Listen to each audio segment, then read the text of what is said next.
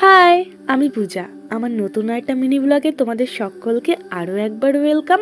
মা আর ছেলেতে দুপুরবেলা স্নান টান করে রেডি হয়ে গেছি, একেবারে টিপটপ। বাপিকে না পাঞ্জাবি পরে কেমন লাগছে জানিও, তার সাথে আমাকে বলতে কিন্তু ভুলো না। আজ যাব রিয়ানের স্কুলে, তার যেহেতু এবার প্রথম সরস্বতী পুজো, তো চলো সেটাই ঘুরে আসি। আমি রেডি হয়ে গেছি, ছাতাটা না নিলেই নয়, বড্ড রোদের তেজ হয়েছে বলো। বেরিয়ে পড়েছি আমাদের বাড়ির থেকে। আর নাড়ু বাবাকে কেমন লাগছে কিন্তু পাঞ্জাবি পরে অবশ্যই জানাবে। টিপটপ হয়ে বেরিয়ে এসছি, আর বাইরে বেরিয়ে এসে হাতটা ধরে চলো গুটি গুটি পায়ে স্কুলে চলে এসছি। ওই হাঁটি পথে স্কুলে আসতে ওই 10 থেকে 12 মিনিট। এখানে এসে দেখছি বন্ধুরা বান্ধবীরা সবাই দাঁড়িয়ে রয়েছে, মানে আমার বান্ধবী আর আমার ছেলের বন্ধু বান্ধবী সবাই এখানে বাইরে বেরিয়ে এসে তাদের বেশ কিছু ছবি তুলে নিয়েছি। আর ভেতরে ছিল টিফিনের ব্যবস্থা, সেটা নিয়েই বাইরে এসে অনেক ছবি তুলেছি।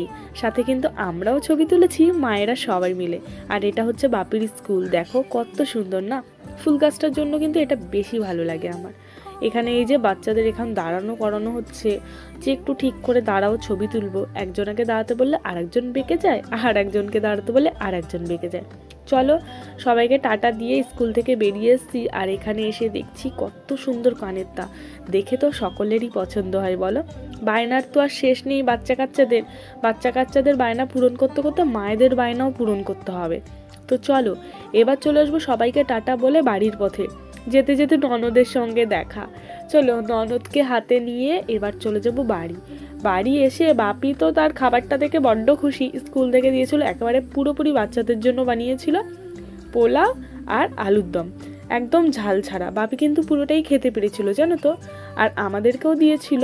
তো দেখা হবে খুব তাড়াতাড়ি নতুন একটা ভিডিওতে, ততক্ষণের জন্য সাথে থেকো, টাটা।